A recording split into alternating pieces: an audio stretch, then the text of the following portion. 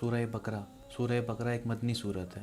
اس میں 25,500 حروف، 6,121 کلمات، 40 رکوعات اور 286 آیات ہیں۔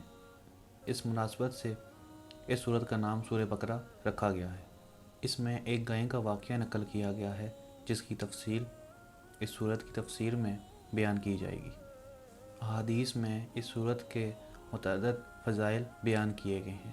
چنانچہ ایک حدیث میں اس کو قرآن کریم کی کوہان اور اس کی بلندی قرار دیا گیا ہے۔ مسند احمد کی ایک حدیث کے مطابق اس کی ہر آیت کے ساتھ 80 فرشتے نازل ہوئے ہیں۔ اس صورت میں آیت الکرسی بھی ہے جسے قرآن کی آیات کا سردار قرار دیا گیا ہے۔ صحیح مسلم کی ایک حدیث میں ہے کہ جس گھر میں اس سورہ بقرہ کی تلاوت کی جائے وہاں شیطان داخل نہیں ہوتا۔ جادو ٹونے سے حفاظت کے لیے گھروں میں سورہ بقرہ کی تلاوت ایک مجرب عمل اور احادیث صحیحہ سے ثابت ہے۔ اس صورت میں بہت سے احکامات تفصیل سے بیان کیے گئے ہیں۔ بسم اللہ الرحمن الرحیم الف لام میم الف لام میم۔ اس صورت کا آغاز حروف مقطعات سے کیا گیا ہے۔ یہ حروف قرآن کریم کی 29 صورتوں کے آغاز میں آئے ہیں اور مقرات کو حذف کرنے کے بعد یہ کل 14 حروف رہ جاتے ہیں۔ چونکہ ان حروف کو ملا کر پڑھنے کے بجائے الگ الگ یا کاٹ کر پڑھا جاتا ہے، اس لیے انہیں حروف مقطعات کہا جاتا ہے۔ اس حقیقت پر تمام علماء کا اتفاق ہے کہ ان حروف مقطعات کی حقیقی مراد اللہ تعالیٰ کی ذات کے علاوہ کوئی نہیں جانتا۔ البتہ یہ ممکن ہے کہ مختلف آثار و روایات کو سامنے رکھ کر ان کے متعلق کوئی غیر حتمی رائے قائم کی جا سکے۔ چنانچہ حضرت شاہ عبدالعزیز محدث دہلوی نے تفسیر عزیزی میں مختلف اہل علم کے 16 قول اس سلسلے میں نقل فرمائے ہیں۔ ان میں سے کسی کو بھی غلط قرار دینے کی ضرورت نہیں، تاہم یہی کہا جائے گا کہ یہ ایک ممکنہ تفسیر ہے، حقیقت سے اللہ تعالیٰ ہی خوب واقف ہے۔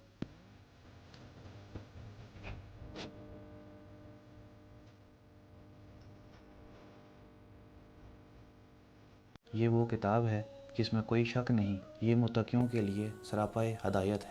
اس صورت مبارکہ میں ذالکہ اس میں اشارہ بعید لا کر قرآن حکیم کی اہمیت اور عظمت کی طرف اشارہ کرنا مقصود ہے کہ اس کتاب تک تمہاری رسائی ممکن نہ تھی، یہ تمہاری دسترس سے بہت دور تھی۔ اللہ تعالیٰ نے اپنی مہربانی سے تمہیں اس کتاب تک رسائی عطا فرمائی، سو اس میں کسی قسم کا شک ظاہر نہ کرو۔ اس تفسیر سے ان حضرات کے قول کی رعایت بھی ہوگی جو لا ریب فی خبر کو بمعنی نہیں کے لیتے ہیں۔ عام مفسرین اس لا کو نفی جنس مان کر اس کی تفسیر اس طرح کرتے ہیں کہ اس کتاب میں کسی قسم کا شک نہیں ہے، اس کے مضامین برحق اور اس کا اللہ تعالیٰ کی طرف سے نازل ہونا بھی برحق ہے۔ رہی یہ بات کہ قرآن حکیم کے مضامین اور اس کے اللہ کی طرف سے ہونے میں تو لوگ اپنے وسوسے شک و شبہات نکالتے رہتے ہیں، سو حق تعالیٰ کے نزدیک ان میں کوئی جان اور وزن نہیں ہے، اس لیے انہیں قابل توجہ سمجھنے کے بجائے اور ان کو جواب دینے کے بجائے یہ فرما دیا گیا ہے کہ قرآن میں کوئی شک نہیں ہے۔ جو لوگ شکوک و شبہات کی وادی میں بھٹک رہے ہیں انہیں غلط فہمی ہو گئی ہے، کیونکہ یہ کتاب سراپا ہدایت ہے۔ لفظ ہدی کا یہ ترجمہ اس میں مبالغہ کا مفہوم بیان کرنے کے لیے کیا گیا ہے۔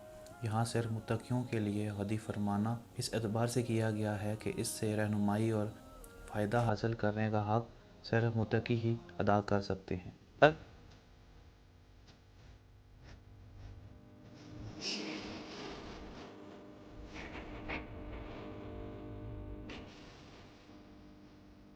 وہ لوگ جو بن دیکھے ایمان لاتے ہیں، نماز قائم کرتے ہیں اور ہمارے دیے ہوئے میں سے خرچ کرتے ہیں۔ اس آیت مبارکہ میں معلوم ہوا ہے کہ ہر عبادت کا تعلق تین میں سے کسی ایک چیز پر ہوتا ہے۔ یا تو اس کا تعلق دل کے ساتھ ہوتا ہے، مثلا عقائد اور ایمانیات، یا جسم کے ساتھ ہوتا ہے، مثلا نماز اور روزہ، یا مال و دولت کے ساتھ ہوتا ہے، جیسے زکوٰۃ و صدقات۔ اس آیت میں متقی لوگوں کی صفات بیان کرتے ہوئے ان تین چیزوں کو جمع کیا گیا ہے۔ چنانچہ ایمان بالغیب کا تعلق دل کے ساتھ ہوتا ہے، اور غیب سے مراد وہ چیزیں ہیں جس کا ادراک انسان محض اپنے حواس سے نہیں کر سکتا، مثلا جنت، جہنم، فرشتے، آسمانوں پر ہونے والے فیصلے، جنات، فضاؤں پر نافذ ہونے والے احکام۔ اور نماز قائم کرنے کا تعلق جسم کے ساتھ ہوتا ہے، اور اس سے مراد صرف نماز پڑھ لینا نہیں ہے، بلکہ اسے اس روح کے ساتھ مقررہ وقت اور مقررہ شرائط کے مطابق ادا کرنا مراد ہے۔ اور خرچ کرنے کا تعلق مال و دولت کے ساتھ ہے، جس میں اس حقیقت کی طرف متوجہ کیا گیا ہے کہ وہ انسان کا اپنا ذاتی نہیں ہے بلکہ ہمارا دیا ہوا ہے۔ اس لیے اگر وہ ہمارے دیے ہوئے میں سے ہمارے نام پر خرچ کرے گا تو اس کا ہم پر کوئی احسان نہیں ہوگا، البتہ ہماری طرف سے وہ اجر و ثواب کا مستحق ہوگا۔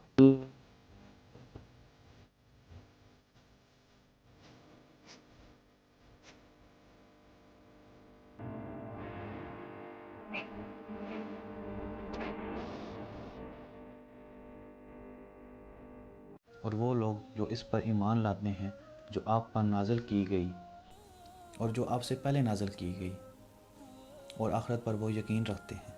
اس آیت مبارکہ میں متقین کی چند مزید صفات کا ذکر کیا گیا ہے کہ وہ آپ پر نازل ہونے والی کتاب یعنی قرآن الکریم پر ایمان رکھتے ہیں، اور پہلی کتابوں پر بھی ایمان رکھتے ہیں، جن کا نام معلوم ہے ان کے نام کے ساتھ، اور جن کا نام معلوم نہیں ہے ان پر اجمالاً۔ اس آیت کے انداز بیان سے یہ ثابت ہو گیا ہے کہ رسول اکرم صلی اللہ علیہ وآلہ وسلم آخری نبی ہیں، کیونکہ ان پر اور ان سے پہلے نازل ہونے والی کتابوں پر ایمان لانے کا ذکر تو یہاں آیا ہے۔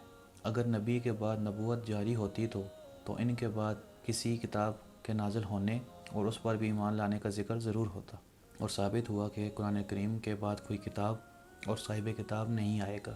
اور یہ بھی معلوم ہوا کہ اس آیت میں ما کا لفظ عام ہے جو تمام آسمانی کتابوں کو شامل ہے، اور آخرت پر یقین بھی متقیوں کی صفات میں سے ہے، کیونکہ آخرت کا یقین ہی ان کے لیے نیکیوں کو اختیار کرنا اور گناہوں سے اجتناب کرنا آسان کرتا ہے۔